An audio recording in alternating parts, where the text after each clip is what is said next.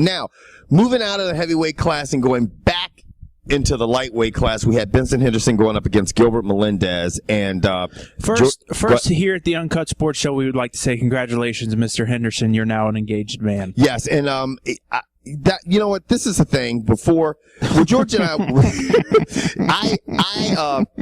George sometimes I think thinks he doesn't like how Benson. Anyway, before we get to this, let's go to the fight.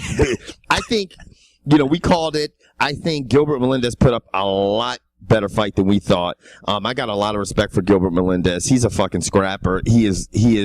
Yeah, I mean, that's the name of their fucking fight club. Yeah, and I mean, and you think about it, he set himself up for an automatic rematch. I mean, anybody I think would want to see that rematch. It kind of reminds you of the Frankie Edgar. Don't worry, that's been handled. He's not getting a rematch. Right, because we know who he's going to fight. But I think somewhere down the line you could see it. I think maybe Melendez will have to fight someone like, well, not Pettis now, because Pettis has dropped down a weight class, but they'll find somebody from Melendez. Here's the thing: until Pettis actually drops weight, Pettis to me is still a lightweight. If he drops down to, what's he talking about, going to feather and fighting Aldo? Yeah. Yeah.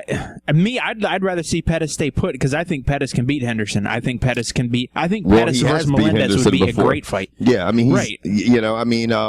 And what's funny, man? It's Gilbert Melendez. It's like it's the first time where you saw, wow, this guy's giving Benson Henderson fits, because he's got power. Like, there was no time during that fight, really, I thought Benson Henderson could knock out Melendez or really get him in trouble with like putting together combinations and put away Melendez. But I definitely thought Melendez had enough power to put away Henderson, Oh, yeah, you could see a couple times up against the cage. He caught Henderson, and Henderson realized, like, oh, shit. Yeah, this motherfucker snapping my neck. He wanted to get out of there. Yeah. And then he got on his bike and got away from him. I mean, I think Henderson fought a Henderson-type fight and just stayed away, and I think his style, before I used to praise it and really like to watch it, and now it's just like, wow, dude, you come across to me in my eyes as very athletic, very talented, and it's just like, you spend more time fucking with your hair than you do fighting your fight.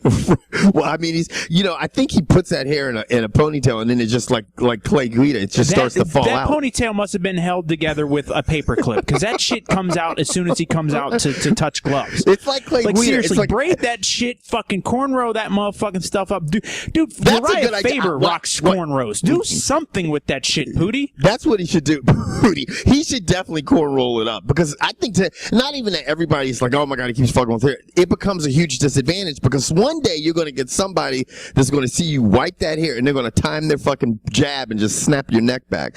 But without that being said, this is the thing.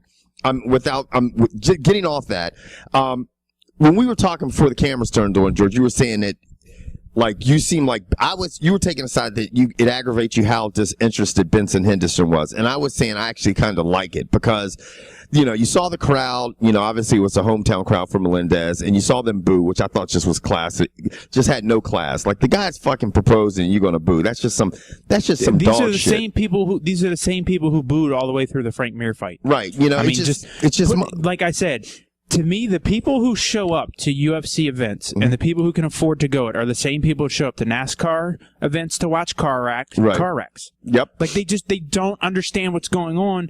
And the unfortunate thing is, the two fights before, they saw finishes. And then you see two guys, lean on each other. And then you watch two guys just, play a chess match for 25 minutes. Right. And in the main event was action packed. I mean, the Henderson Melendez fight, it was action the entire 25 minutes, Yeah, it was a good fight. But getting back on point, it's like, I look at Benson Henderson, and I really like this guy, and I'm going to tell you why I like him personally. I like him because he's a good guy. He's got a lot of class, he's got a lot of character, and you know what? He does not let fighting dictate his fucking life. He's such a family guy, and he's worried about the other things in life. So when you see all these young athletes, it's like it's either fighting or football or basketball. He's got it together. He's right. Years above so many people, because he knows, I'm not going to always have fighting, but I will have my family and my surroundings, and he's so, to the point where it almost, like you said, George, it irritates you. He seems so disinterested, but it's just because he realizes that there's more to life than just fighting, and he said that. And I think a lot of people, a lot of fighters, and not just in the fight game, and in other types of sports, need to realize that shit, that, hey, when you're 35 years old and you can't fight anymore, your life's still just begun, and there's a lot more to go, Right. And I mean, he tried acting, and that didn't work out, so then he went to fighting, and I don't blame him. Yeah. And he had a nice run on SNL, so, I mean... But I mean, I don't know. But with all that being said, what do you think's next for Benson Henderson? It's going to be the winner of the TJ Grant Gray Maynard fight, as long as it's Gray Maynard that wins the fight. TJ Hooker? Because that's the only TJ. Now, TJ for all Dillashaw? you who don't know who TJ Grant is, he's the number 7 guy in the weight class. Gray Maynard's number 3. Right. Me and my professional opinion about what's about to happen, as long as Gray Maynard wins the fight, then he'll get the title shot. Right. If TJ, no one really knows who I am, there's no hype machine behind me, I don't have any big name wins, Grant beats Gray Maynard, he is not fighting Benson Henderson next. Yeah. That's bullshit. I don't give a fuck what Dana White says. And we all know it. It's lip service is what it is. We've seen him do it before, and trust me, he will do it again. So as long as Gray wins the fight, he'll fight Benson Henderson next. If TJ wins the fight, then Benson won't be fighting. He'll be fighting someone else. Gray Maynard that would be a good fight. I'd like to see him fight Benson Henderson. I can see this happening with that fight. I can see Benson Henderson, because he's so athletic, he's in such phenomenal shape, and he moves. I could see him just really frustrating the fuck out of fucking Gray Maynard and peppering him. I do too. With Gray, because Gray Maynard to me is going to be a step or two slower than Benson Henderson. Right. And I don't think, and Gray Maynard does have some power, but I don't think he's strong and as powerful as Gilbert is. No, I don't think.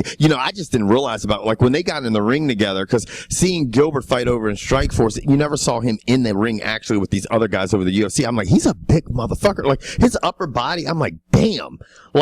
He is big. It just floored me. He doesn't have any legs, whereas Henderson's built a complete. Now, if Josh Thompson rolls off 1 or 2 more wins, and Benson Henderson keeps the title, I would love to see that fight. I'm going to tell you what, right now, I could see that fight. But what's funny?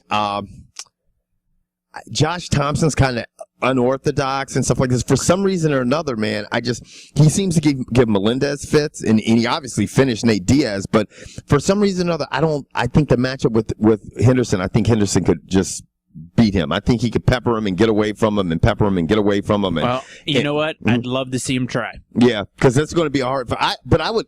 If they said Josh Thompson fight him the next fight, if they gave that fight to I wouldn't be mad. I wouldn't be mad either. I'd rather see Josh Thompson do 3 fights and fall flat on his face against Benson Henderson than fucking TJ. I'm not sure who you are, Grant. Yeah, because I think he made a name for people who were not familiar with Josh Thompson, who did not follow Strikeforce and didn't know about the trilogy he had with Gilbert Melendez, found out a lot about him last night. I mean, they realized this motherfucker. This is what a good fight in the UFC could do for you. It gets people talking about you. It gets people going back and looking at your old fights. It gets fucking Dana looking at dollar signs and realizing this motherfucker could sell me a pay-per-view or 6. Yep. This is how you get in Dana's good house as opposed to his dog house. Exactly. Anyway, guys, we're going to wrap it up. Comments below. Don't be scared. People get scared to leave comments, my man. You know what I'm saying? Did you go away? No, I'm here. I'm just waiting for you to wrap this motherfucker up. All right, we're out, man. Later. Comical, brash, and sometimes politically incorrect. The Uncut Sports Show. Non-traditional sports coverage delivered the way you like it by your uncensored co-hosts, Kevin White and George Bedford.